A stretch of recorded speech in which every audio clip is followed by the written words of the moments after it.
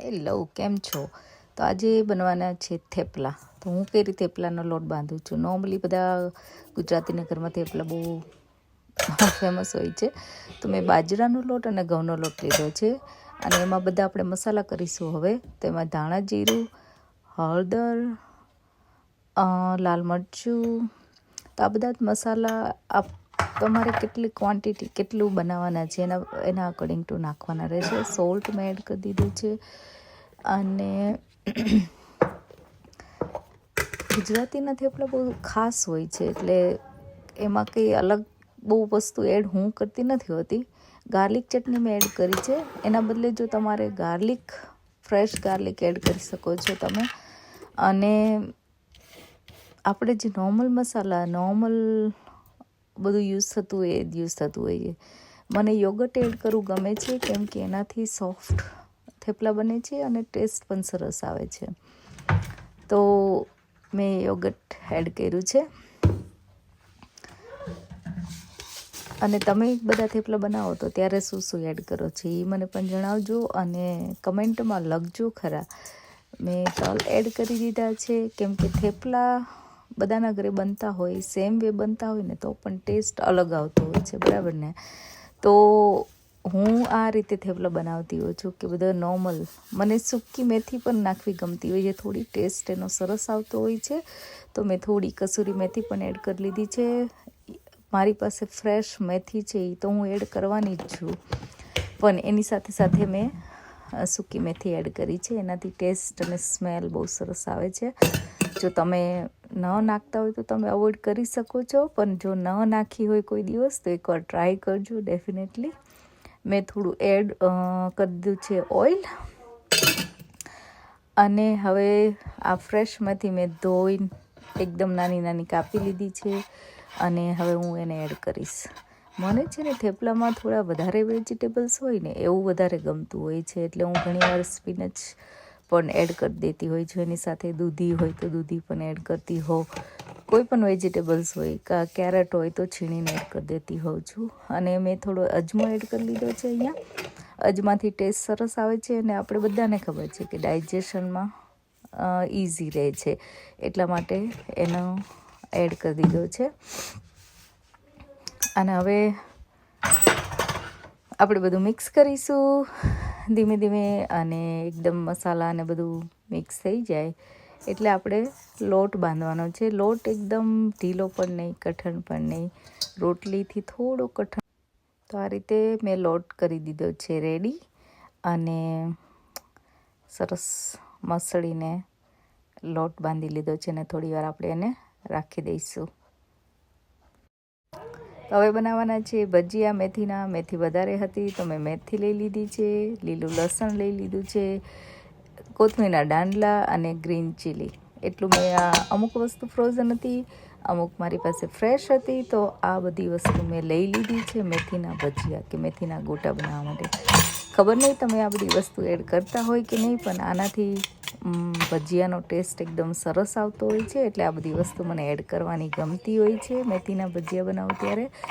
અને આ લીલી ડુંગળી પણ એડ કરી દીધી, કોથમીર પણ એડ કરી દીધી. કેટલું સરસ ગ્રીન દેખાય છે, રાઈટ? આ વિન્ટરમાં આ જ મજા હોય છે. સરસ ફ્રેશ વેજીટેબલ્સ આવા સરસ મળતા હોય, અને આહા, કેવા મેથીના સરસ ભજીયા બને. હવે મેં થોડું આદું છીણી લીધું છે અને આ બધું સરસ રીતે આપણે મિક્સ કરીશું. તમે આવી રીતે બનાવો કે નહીં? તમે શું એડ કરો છો મેથીના ભજીયામાં બનાવો તો મને કમેન્ટમાં જણાવજો જરૂર, કેમ કે બધાની રીત અલગ હોય, બરાબર ને? બધાના કિચનમાં અલગ અલગ વસ્તુ બનતી હોય, અલગ અલગ ટેસ્ટ સાથે બનતી હોય છે. અને હું આ રીતે બનાવતી હોઉં છું, તો તમે કઈ રીતે બનાવો છો મને કમેન્ટમાં જણાવજો જરૂર, કે જેથી મને પણ આઈડિયા આવે કે નવી રીતે ટ્રાય કરવું હોય તો ગમે પણ ખરું. હવે મેં સોલ્ટ એડ કરી લીધું છે ટેસ્ટ પ્રમાણે. થોડો અજમો એડ કરીશું. અગેઇન થોડો ભજીયા ખાઈએ એટલે પેટને સરસ રીતે રાખવા માટે. અને મેં આ ધાણા થોડા અધકચરા એવા વાટી લીધા છે, ધાણા એડ કર્યા છે. એના ટેસ્ટ ખરેખર મેથીના ભજીયામાં મસ્ત આવે છે. આ છે ને ગોટા, આપણે ખબર હોય ડાકોરના ગોટા બનતા હોય એ રીતનો થોડો ટેસ્ટ પણ આવશે. પણ આ બધું એડ કરવાથી મેથીના ભજીયા મસ્ત બને છે. હવે ચણાનો લોટ એડ કરી દીધો છે અને જરૂર પ્રમાણે આપણે એડ કરીશું, કેમ કે મને છે ને ચણાના લોટ કરતાં વેજીટેબલ્સ વધારે દેખાતા હોય એવું વધારે ગમતું હોય છે. હવે આમાં મેં લીંબુનો રસ પણ એડ કરી દીધો છે. એનાથી ખરેખર ટેસ્ટ સરસ આવતો હોય છે. તમે પણ જો ન કરતા હોય તો ટ્રાય કરજો એકવાર. અને લીંબુનો રસ તમારા ટેસ્ટ પ્રમાણે એડ કરવાનો છે, તમારે કેટલા ભજીયા છે એના પ્રમાણે. હવે મેં ધાણા જીરું એડ કરી દીધું છે. થોડા મસાલા આપણે એડ કરીશું તેમાં ધાણા જીરું, થોડું હળદર પાવડર, એનાથી કલર પણ સરસ આવે છે. અને લાલ મરચું બહુ એડ નહીં કરું, કેમ કે મેં ઓલરેડી ગ્રીન ચીલી એડ કરેલા છે. થોડી આપણે ચપટી હિંગ પણ નાખીશું, એનો ટેસ્ટ સરસ આવે છે. બધું સરસ રીતે હવે મિક્સ કરીશું. પહેલાં એમ જ પાણી વગર મિક્સ કરવાની ટ્રાય કરીશું, કે જેથી ગાંઠા પડે નહીં અને સરસ રીતે બને. તો આ રીતે મેં બધું જ સરસ મિક્સ કરી લીધું છે અને થોડું થોડું પાણી પણ છોડ્યું છે, એટલે જોઈ શકો છો. થોડું મેં ચણાનો લોટ નાખ્યો છે, કેમ કે મને થોડો ઓછો લાગ્યો એટલા માટે. પણ આ પાણી થોડું થોડું એડ કરીને મેં બધું બેટર બનાવવાની ટ્રાય કરી લીધી છે. આ ટાઈમે તમે ચાખી શકો છો કે તમારે સોલ્ટ કે કંઈ ઓછું લાગતું હોય તો ઓફકોર્સ તમે એડ કરી શકો છો એટલા માટે. તો આ રીતે મેં બધું એડ કરી દીધું છે. લીંબુનો રસ પણ એડ કરી દીધો હતો. હવે આપણે એમાં થોડા બેકિંગ સોડા એડ કરીશું જ્યારે બનાવવા હોય ત્યારે. અને થોડો રાઈસનો ચોખ્ખાનો લોટ એડ કરવાથી ભજીયા સરસ ક્રન્ચી બનતા હોય છે. તો ડેફિનેટલી તમે એડ કરજો. મેં આમાં થોડો એડ કરી દીધો છે અને મિક્સ કરી દીધો છે. તો આ રીતે બેટર થઈ ગયું છે રેડી. તો આપણે થોડી વાર એને રેસ્ટ આપીશું 5-10 મિનિટ, અને પછી ભજીયા ઉતારવાના છે આપણે. તો મીનવાઇલ તમે તેલ ગરમ કરવા મૂકી શકો છો. તો તેલ ગરમ થઈ જાય એકદમ સરસ અને ભજીયા નાખો એટલે એમાંથી શું થાય કે ખબર ઓઇલી ભજીયા ન લાગે. એનાથી આમ એકદમ ડ્રાય થઈ જાય એવા ભજીયા મને ગમે. આમ ઓઇલથી પચપચ થતા હોય ને એવા ભજીયા ના ગમે. એટલે એકદમ સરસ તેલ આવવું જરૂરી છે. એનાથી શું થાય કે આ જો મેં રાઈસનો ફ્લાર એડ કરી દીધો થોડો વધારે, કારણ કે મેં પહેલાં થોડો એડ કરેલો, પણ મને એમ થયું હજી થોડો જરૂર છે એટલા માટે. પાછું બધું મિક્સ કરીશું.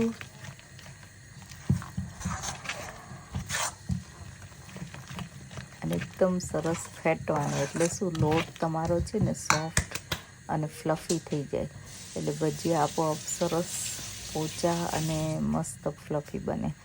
તો આ રીતે આપણે મિશ્રણ રેડી કરી દીધું છે. અને મેં કીધું એમ અગાઉ કે આપણે જ્યારે બનાવવાના હોય ત્યારે તે બેકિંગ સોડા આપણે એડ કરવાના. એનાથી શું થાય કે એકદમ સરસ ભજીયા પોચા સરસ બને એટલા માટે. તો હા, થોડી વાર આપણે રેસ્ટ આપી દીધો છે. મેં તેલ ગરમ કરવા મૂકી પણ દીધું છે. તો આપણે હવે ભજીયા ઉતારીશું. મેં કીધું એમ તેલ એકદમ સરસ ગરમ હોવું જરૂરી છે. તો એનાથી ભજીયા સરસ બહારથી ક્રિસ્પી, અંદરથી એકદમ પોચા બને. અને એમાંથી ગરમ તેલ મેં થોડું એડ કરી દીધું હતું ભજીયા પાડતા પહેલાં. અને આ જો પછી એકવાર ભજીયા તમે અંદર નાખી દો પછી તમે થોડો ધીમો ગેસ કરી શકો છો, કેમ કે અંદરથી પણ ચડવા જરૂરી છે, નહીં તો કાચા લાગે એટલા માટે. તો તમારે જેટલા જરૂર પ્રમાણે હોય, જો કેટલા નાના હું નાખું છું તો પણ કેવા સરસ ફૂલી જાય છે. ભજીયા થઈ ગયા રેડી. અને સ્નેહ આવી ગયો ભજીયા ખાવા ને. કેવા લાગે સ્નેહ? ચલો ત્યારે હાલો લઈ લો બધું. ખોલો, કેવું લાગ્યું? ઉપરથી ક્રન્ચી, અંદર કેવું મસ્ત સોફ્ટ હે ને. નાઈસ થયું છે. જો ખાઈ તો ખબર પડે. ખાઈ લો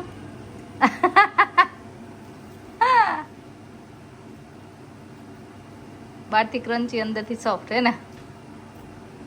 બને ને મસ્ત મેથીના ગોટા કે ભજીયા જે ખાવા દો પછી ટેસ્ટ કરવા દો એમ. હાલો ચૂલા ઉપર નથી દેવાનું હાલો. આ તો બે જવા હાલો ત્યારે. કહેશું આજે ભજીયા ને થેપલા ને મગ ને પાસ્તા ને ખબર નહીં અલગ અલગ વેરાયટી બની છે આજે. હો આજે ભજીયા સ્નેહ ભજીયા યાદ આવ્યા હતા ને એટલે ને ચાટ ને પાસ્તા બહુ ભાવે કા તમારે? મારે ભજીયા પાસ્તા થેપલા અને મગનું શાક. તો કેવું કોમ્બિનેશન આવ્યું? મસ્ત. મેથી વાપરવાની હતી ને, હા આ પૂરી કરવાની હતી મેથી. મેથીના ભજીયા ને મેથીના થેપલા. બોલો અમને ખવડાય તો એમ કે પાછા વાપરવા નથી ને કિસલે. ચલો મેથીના ગોટા જમવા બધા. વેરાયટી આજે વેરાયટી છે, વેરાયટી જમવા ચલો બધા.